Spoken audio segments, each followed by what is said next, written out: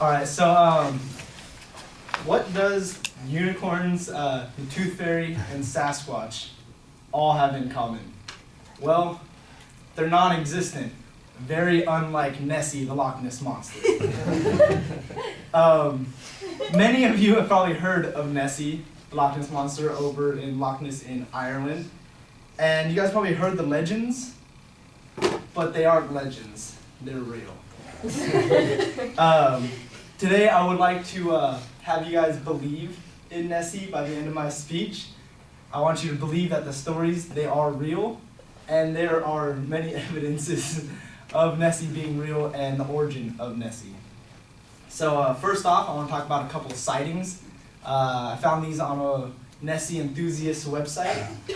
And April 10th of 1996, an anonymous person spotted two large bumps in the lake, and the humps appeared to be 10 feet in diameter, and they traveled across the lake. And then again, in August 28th of 2005, Kelly Yeats and a friend staying at the Foyers Bay house just off the side of the lake. They also they saw a long neck, curved-headed creature in the lake, and they saw it moving in the lake for about 10 minutes. Now that's a long time to see this weird thing moving around in the lake.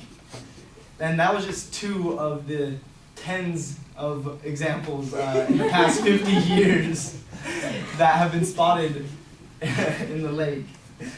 But there's also some stories going around that are actually true, and they have been written down in books. Just as Saint Column, he was saved by a man. He fell in the lake and was almost drowning, and they saw this large creature coming towards him. So this man jumped in the lake and saved him from this giant creature, which they never identified of what it was. And they just said it was a long-necked, big dinosaur-looking monster. And lastly, I want to give you some details about the possible origin of Nessie. It is a 24-mile lake in one direction, about 1 mile across, and several hundred feet deep, and it's a huge lake. And there are many caves in the side of it and all this other thing where big monsters can live inside. They have found fossils of not dinosaurs necessarily, but prehistoric kind of creatures that do match the description of Nessie within that lake. So it's possible that that creature can still be, some form of it be around and still living to this day. Also, they have done radar to the bottom of the lake, and they have found kind of like some crevices kind of deep in the lake, and they'll take scans of it, and then the next day they'll find like a weird random lump in it, and then they'll scan the thing again, and that lump will be gone. So they're thinking that could be Nessie living down at the bottom of those, where sea creatures like to live. So, in conclusion, I believe Nessie is real, and there are facts about Nessie being real, especially all the sightings, because who would make up all these stories over and over for the past 50 years about this same monster? And all the stories are very similar in description. Also, there are stories written down in history books about Nessie, such as St. Column, who almost died and was saved from Nessie. And also, the facts about the fossils and the radar also prove that Nessie can be existent.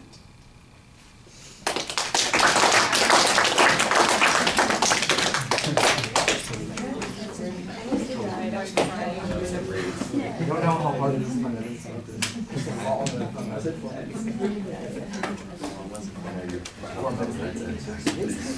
I was crying.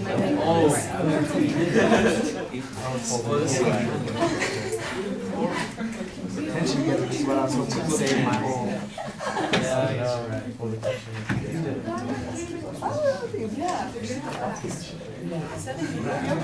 Well, I did believe it, and then we tried to research and started laughing at all the sightings.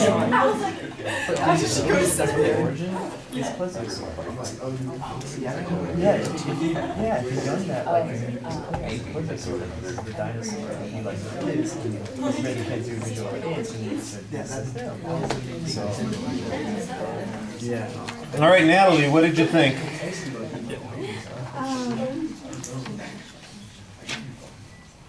I like that you used your humor and like the first part, like your attention grabber. You had the preview and then you had your sources. I wish you could have explained Nessie like in the first part, like your intro. That would be new because not many people are Nessie, the creatures. I can tell that you were nervous because you were unprepared and I understand. But that's pretty much all I got. Okay, well, you know. I know exactly what I did wrong. Yeah, well, you know, we'll point out a few of those things. Look, the attention device I thought was kind of interesting. You've got a nice lead in there, a little reveal of the subject. I think that's good. I think you probably could do a little bit more context, like Natalie's talking about why it's controversial, what the background is and the belief in the creature there. Because you make it sound like it's 50 years, but I don't know when St. Combe fell in the lake, but I'm sure it wasn't within the last 50 years. So there's been talk about this stuff for a long time, and that's why there's a controversy, a legend about it, that sort of thing. And so you could develop that a little bit more. You had a very clear statement of your objective. I thought that was fine. There's a little bit of a preview, not much. There's a better summary, though, at the end where you kind of remind us what your points were. Your proof is a little underwhelming, I got a blog site from some enthusiast. I got an anonymous report from somebody. And I got, a long neck thing following people around for 10 minutes. And then I get this rhetorical question, well, who would make up this crap? And I'm going, somebody who has too much time on their hands, somebody who's trying to fill their hotel in the local area, somebody who's just delusional. Lots of people would make up stuff like that. I think if you're going to make an argument about this, you need to make it a little bit more serious, and it's probably tough to do. It might be more interesting, informative speech than persuasive speech. To talk a little bit about why there's a controversy and explain, what proof there is, and speculate on it a little bit rather than try to make it something that you're going to convince us of. The fossils and the radar studies. If you're going to try and use information like that, you need to give us direct quotes. You need to be citing sources on that. What I get is they've done, they say, and I don't know who they are, and I'm not exactly sure I trust them. So you got to be a little bit careful about those kinds of things. The delivery. There's a lot of enthusiasm in your voice. Your eye contact is pretty good, and your gestures are fine. You're not doing a bad job on those kinds of things, but I think everybody recognizes that you feel a little self-conscious about it because you're not really confident of it. But you at least speak to us in an effective manner, and I thought that was good. Check with me next year because I'm going to Loch Ness this coming summer. Well, we'll be there for a day. We're going on a cruise around the Great Britain. So. But one day we're going to be there, so yeah, I keep my eyes open. I get out my video camera and post it, on the YouTube channel.